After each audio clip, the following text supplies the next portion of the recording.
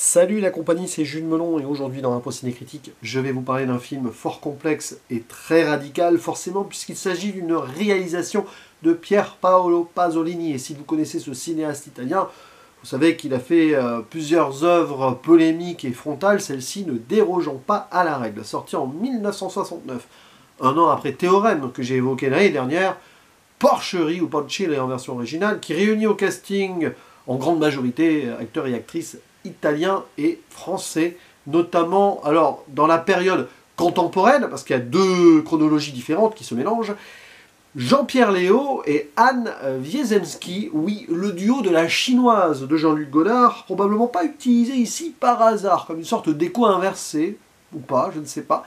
Nous avons aussi Alberto Lionello avec une petite moustache qui en dit long, Ugo Tognazzi, Marco Ferreri qui est là, qui réalisera 4 ans après La Grande Bouffe, une autre œuvre bien contestataire d'ailleurs.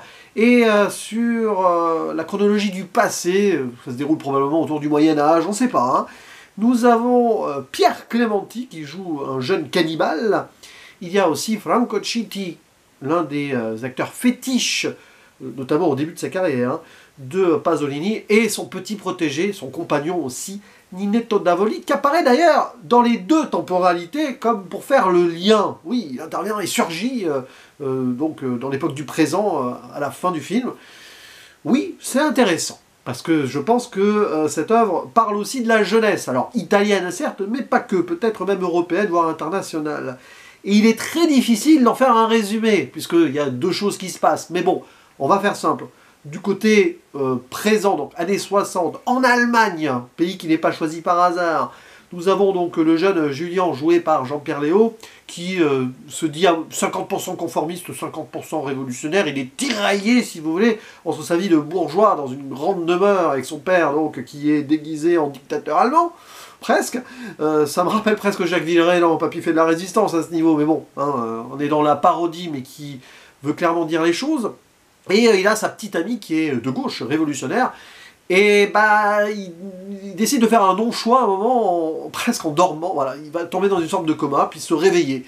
Sauf que, en fait, depuis sa jeunesse, il est attiré par autre chose, par des cochons, d'où le titre Porcherie, parce que des fois il s'en va comme ça, à côté de sa demeure, et il va voir les porcs. Il pourrait faire des choses particulières. Alors, on ne verra rien à l'écran, mais ça sera raconté.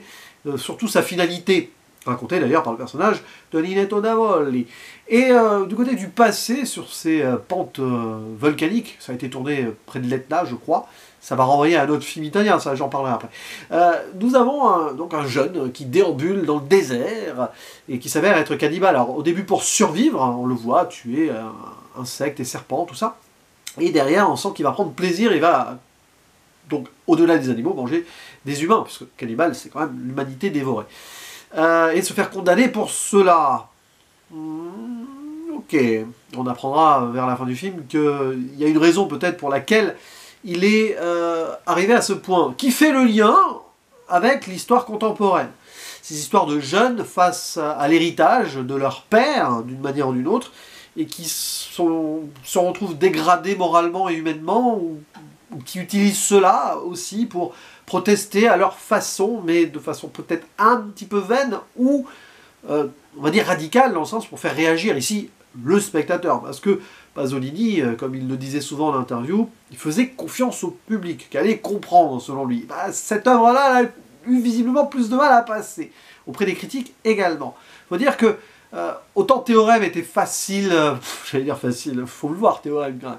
Mais oui, à analyser dans le sens où c'est évident. Là, bon, finalement c'est pas si difficile, mais on passe sur des allégories qui peuvent être à la fois ridicules et choquantes, que je pense qu'il a eu du mal à trouver son public forcément à la fin des années 60. C'est un film qui est très intéressant à revoir de nos jours parce que, je ne vais pas dire qu'il est en avance sur son temps, non. Il est très conscient de son époque et il fait quand même ici un discours très dur sur le passé et l'héritage, en liant fascisme-nazisme avec le capitalisme de l'époque et une idée d'un néo-capitalisme que l'on peut retrouver fois 1000 de nos jours. Donc Pasolini, vivant aujourd'hui, referait une œuvre comme ça en étant encore plus frontal. Bon, de toute façon. Ce qui est intéressant, c'est le parallèle fait entre les deux époques qui, je pense, va mélanger aussi deux cinémas de Pasolini jusqu'ici. Le cinéma plus ancestral, si on veut, façon l'Évangile selon saint Matthieu, et le cinéma plus moderne comme Théorème. Vous avez un petit peu des échos, là, dans la version du passé. C'est vraiment une sorte, oui, de relecture de l'Évangile selon saint Matthieu, mais autrement, le cannibale étant une déchéance potentielle d'un Christ abandonné par les hommes. Je pense que, moi, il y a aussi quelque chose qui est en rapport à une critique de la cléricalité de l'Église, mais en tant que système, lié au capitalisme probablement. On voit ici quelqu'un de désabusé qui, au lieu de s'offrir lui-même, voici mon corps, va dévorer le corps des humains. Mais c'est vraiment ça, quoi. Le Père Clémentis, c'est un petit peu comme le Christ, joué par un jeune acteur espagnol, j'ai plus de nom en tête, dans l'Évangile selon saint Matthieu. Il y a même des plans visages, bon, il y a toujours des plans visages frontaux, regard caméra quasi, chez Pasolini, il y en a beaucoup, de pratiquement tous les personnages d'ailleurs, qui en disent long dans le regard. On voit un écho de ce qu'il a fait avant avec ce film-là, ou les films plus ou moins historico-mythologiques, Oedipe Roi ou Médée. Médée c'est sorti avant, après je sais plus, bon bref, j'ai un doute. Mais en tout cas, c'est dans ces idées-là. Et c'est passionnant, parce que c'est du pur Pasolini, tout ce qui se passe donc dans ce désert, c'est aussi un endroit pasolinien, dans le sens où, d'ailleurs, à la fin de Théorème faisait déjà écho au désert. C'est comme s'il reprenait là où Théorème s'était fini, mais en envoyant un personnage dans le passé, en lui faisant changer de faciès et de personnalité, ou pas. Et donc là, on voit sur ce passage-là aussi, de toute façon, à un moment, il y a des religieux qui interviennent et qui condamnent les cannibales et tout, sans chercher peut-être à comprendre pourquoi ils en sont arrivés là. C'est cette idée, c'est que de toute façon, si ces jeunes sont allés à cet extrême, c'est que peut-être on les y a poussés. Et c'est exactement ce qui va se passer, donc ce qui se passe dans les années 60, où vous avez l'héritage donc du jeune Julian Klotz, joué par Jean-Pierre Léaud, d'un père qui est clairement encore dans son passé à lui, qui essaye de poursuivre ce qui s'est arrêté 15-20 ans avant, jusque dans sa façon d'être. Et il est associé au porc, parce que de toute façon, il y a des moments de discussion avec le personnage joué par Ugo Tognazzi qui représente une sorte de néo-capitalisme, qui aurait bouffé l'ancien capitalisme et le nouveau, un ancien capitalisme lié au fascisme et au nazisme, et ce nouveau qui en est la descendance et qui va peut-être faire les mêmes horreurs, c'est un peu le message de Pasolini, et les deux on les voit qui sont censés être rivaux, mais vont fusionner grosso modo dans des conversations face à face comme ça, en parlant donc de porc, en faisant des liens étranges. Alors pourquoi l'Allemagne? Parce que porc, saucisse, alors évidemment il est dans du cliché là, les Allemands n'ont pas dû apprécier le film, je pense, ça me paraît même évident, mais bon, ok. Et cette idée de, de toute façon, on va continuer à conquérir les choses.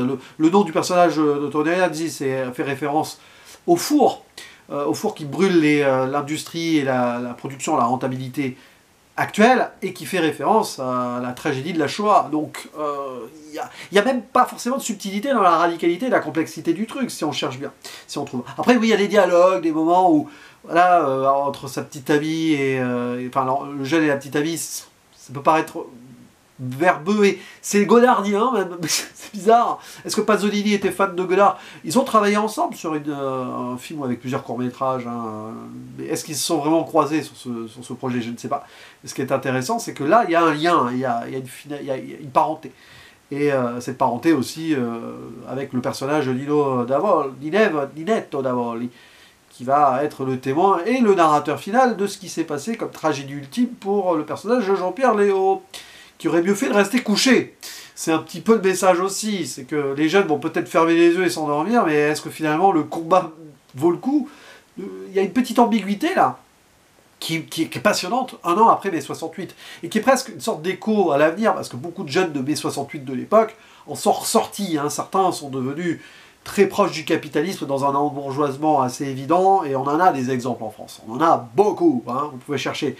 Donc, ici, c'est pas quelque chose qui est visionnaire, mais finalement, ça anticipe pas mal de trucs. Et ce qui est intéressant, c'est que moi, ce qui m'a beaucoup plu, c'est surtout le passage avec les cannibales, etc. Visuellement, formellement, il y a une belle plastique moderne aussi, et déshumanisée dans ce château-là. Mais tout ce qui va faire un lien avec le cinéma italien, en fait, j'y pense à ce cinéma italien qui parle du désert, de beaucoup de choses dans ce niveau de ce désert-là. Cinéma italien en Italie ou pas que en Italie. Exemple là, on est sur les pentes de l'Etna, Bon, Pompéi, Etna, ça vous rappellera peut-être Voyage en Italie, dont j'ai parlé il y a quelques jours à peine, hein, de Rossellini.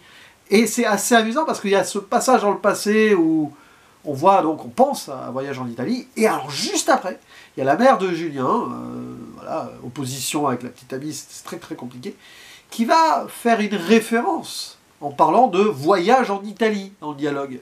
Et il y a ça vraiment, Viaggio in Italia, hein, je l'ai vu en VF, en italien en même temps pour être sûr. Je pense que, petit clin d'œil, qui parlait aussi de la quête d'une réhumanisation peut-être, ou pas par le passé, alors voilà, écho ici.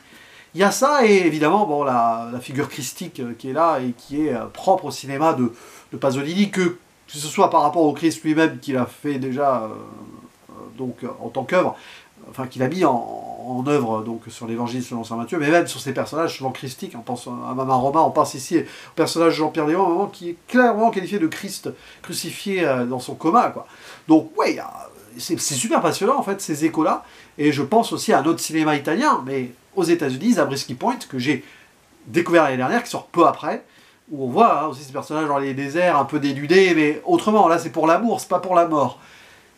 Je sais pas, c'est probablement un hasard, à moins que Zabriskie, Antonioni du coup pour Zabriskie Point était beaucoup aimé ce Porcherie ou pas, et que Pasolini ait aimé Voyage en Italie ou pas, on ne peut pas ne pas y penser. Ça restera toujours des beaux mystères d'influence ou non. Mais finalement, Porcherie, bon, c'est probablement pas le Pasolini le plus abouti, mais il est intéressant parce que probablement qu'il fait un lien, ça je le verrai plus tard, entre Théorème et Salo, qui est son œuvre ultime, qui est encore plus loin dans la polémique. Et je pense qu'il y a probablement, voilà, sur cet aspect, sur la jeunesse qui est bouffée et qui se bouffe à cause du fascisme et du capitalisme, qui pour Pasolini était plus ou moins la même chose. Je pense que c'est assez clair là-dessus. Mais entre-temps, il fera d'autres œuvres sur la trilogie de la vie, je crois, alors que là, ce serait plutôt la trilogie de la polémique entre Théorème, Porcherie et Salo.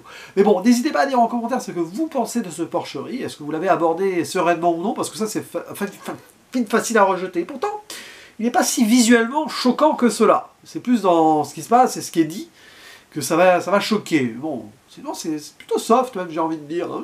Presque très très très soft par rapport au propos, à la radicalité du truc. Mais bon, n'hésitez pas donc à donner votre ressenti personnel et j'ai envie de dire sincère à ce sujet, parce que je pense que beaucoup ont détesté, et peut-être beaucoup ont adoré aussi. Voilà, je vous attends au tournant et je vous dis à la prochaine. Ciao.